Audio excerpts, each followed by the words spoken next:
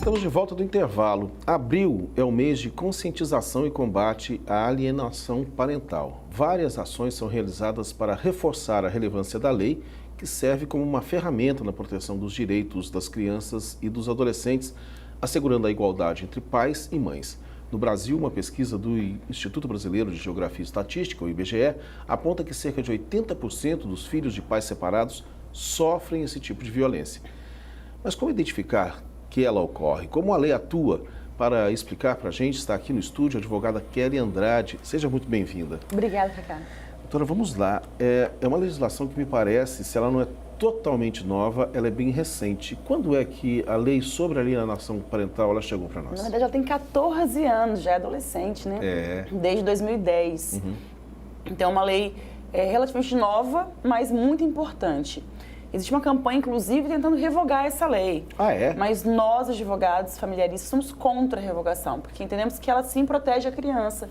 Ainda que haja hoje vários debates em torno dela, ainda é uma lei muito positiva, porque ela define lá o que é alienação parental. E o que é alienação parental? Perfeito. É todo ato que visa afastar o pai da convivência do filho, seja por meio de uma campanha de desqualificação do pai.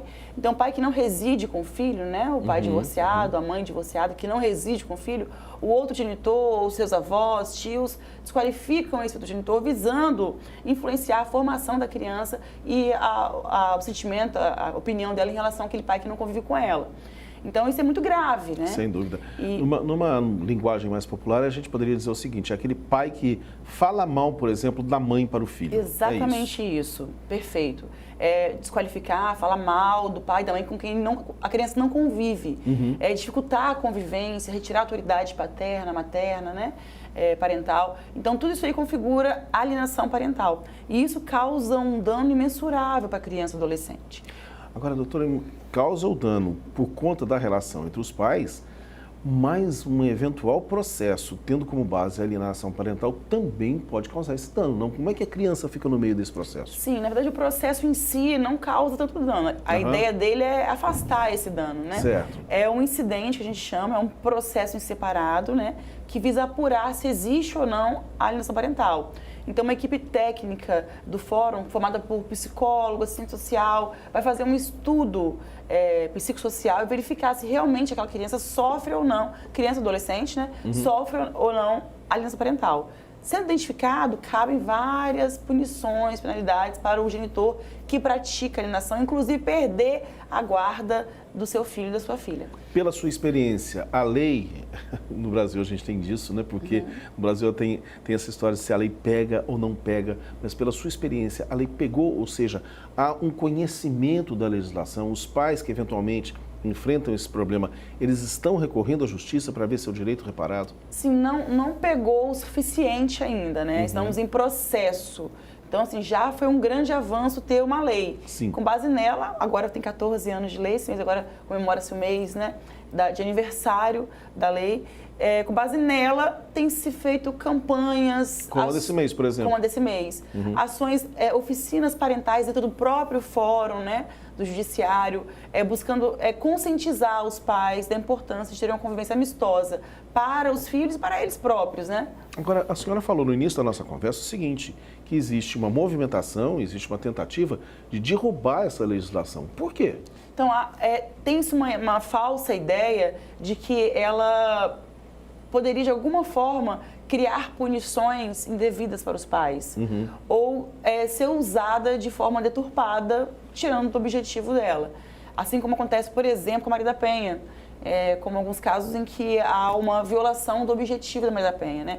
Utiliza de forma deturpada um direito, né? Uma lei que assegura um direito para a mulher. Então, essa mesma alegação tem-se em relação à lei de alienação parental. Mas sabemos que isso não é argumento para derrubar leis que protegem, como a Maria da Penha, como a lei de alienação parental.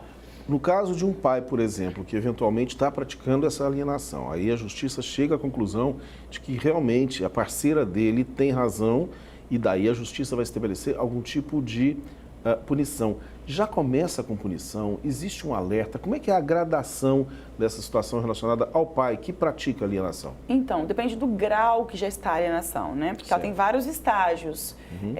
Tem casos que os filhos já não querem mais contato nenhum com os pais, tanto que foram alienados em relação ao genitor com quem eles não residem, né? Então, eles estão num nível muito grave de alienação parental e não conseguem mais nem decidir por eles próprios.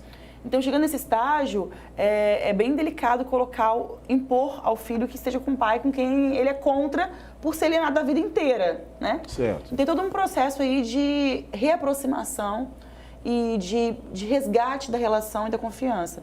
Temos vários núcleos aqui no estado hoje, em faculdades particulares aqui de Vila Velha, junto ao Judiciário Estadual, junto ao Sistema de Assistência Social do Estado do Espírito Santo, que tem esse trabalho de conseguir reaproximar os filhos que foram alienados em relação aos seus pais e quebrar essa barreira que foi criada em razão da covarde alienação parental. Agora, a gente está falando como se o tempo todo fosse um só dos genitores, a gente pode definir dessa forma, que estivesse praticando essa alienação, mas existe a possibilidade de a criança se ver numa briga dos dois lados, ou seja, o pai eventualmente falando mal da mãe e a mãe falando mal do pai. Aí a situação fica ainda mais complicada, inclusive para a justiça, não? Sim, são advertidos, né? Tem uma gradação da penalidade, né?